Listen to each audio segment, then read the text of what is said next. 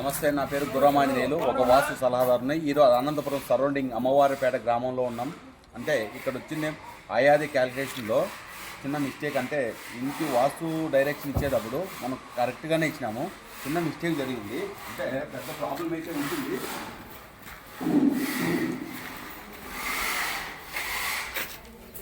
ఇది కరెక్ట్గానే ఇచ్చినారు. ఈ మదర్ వాల్కి గ్యాప్ ఇవ్వమని చెప్పినాము. ఇటు చూపించానా?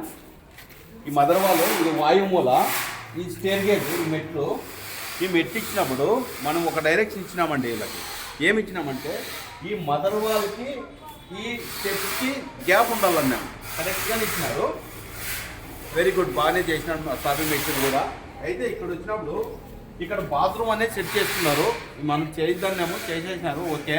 కాకపోతే ఈ బాత్రూమ్కి చిన్న ఇంటర్లైట్ పెట్టలేదండి ఎక్కడా కానీ. అంటే వాయు మూత కింద లెక్కసాన్ చేస్తామండి. ఎప్పుడే కానీ వాయు మూత పడకూడదు. దీనికి మనం ఒక ఇంటర్లైట్, 2 ఇంటర్లైట్ సెట్ చేయమంటున్నాము, చేస్తామంటున్నారు. చేస్తారు కదనా? ఇది తప్పు. వాయు మూత కింద మనం లెక్కసాన్ చేస్తాము.